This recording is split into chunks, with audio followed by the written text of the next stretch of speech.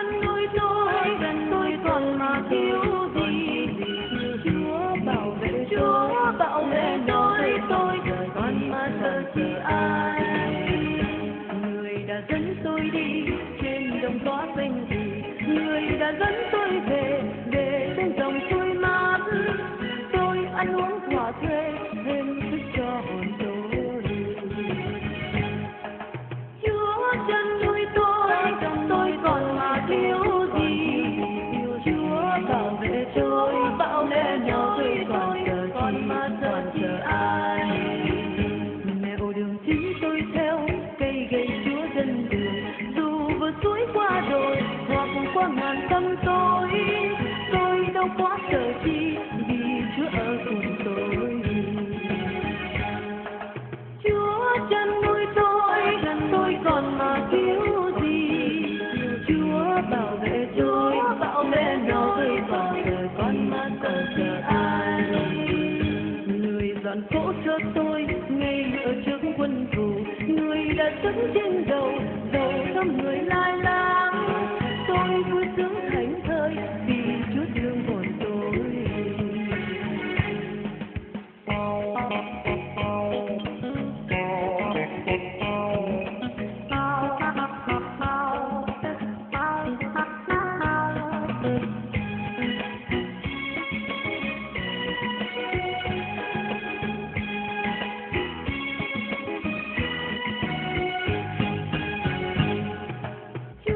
Chân nuôi tôi còn mà thiếu gì? Chúa bảo vệ nhỏ tôi còn mà sợ chi ai?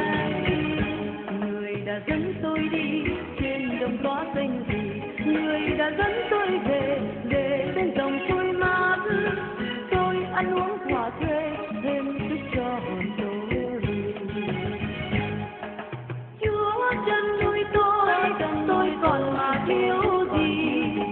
Chúa bảo vệ nhỏ tôi còn mà sợ ai? Mẹo đường chính tôi theo cây gậy Chúa dân đường, dù vượt suối qua đồi hoặc qua ngàn tâm tôi đâu có sợ chi vì Chúa ở cùng tôi. Chúa chân nuôi tôi còn mà thiếu gì? Chúa bảo vệ nhỏ tôi còn mà sợ ai? Người dọn cỗ cho tôi ngay ở trước quân thù, người đã đứng trên đầu thăm người lai láng. Tôi vui sướng thảnh thơi vì Chúa thương hồn tôi.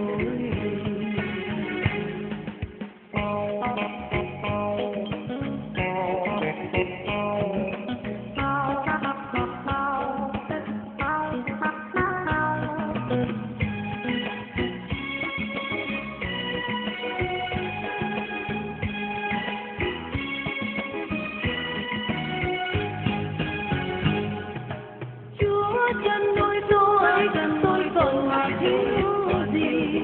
Chúa bảo vệ nhỏ tôi còn sợ ai? Tròn cuộc sống dương gian ân sủng Chúa tuôn tràn, người là Chúa nhân từ hằng thương người công chính. Tôi vui sống thảnh thơi êm ấm thay nhà người. Chúa chân nuôi tôi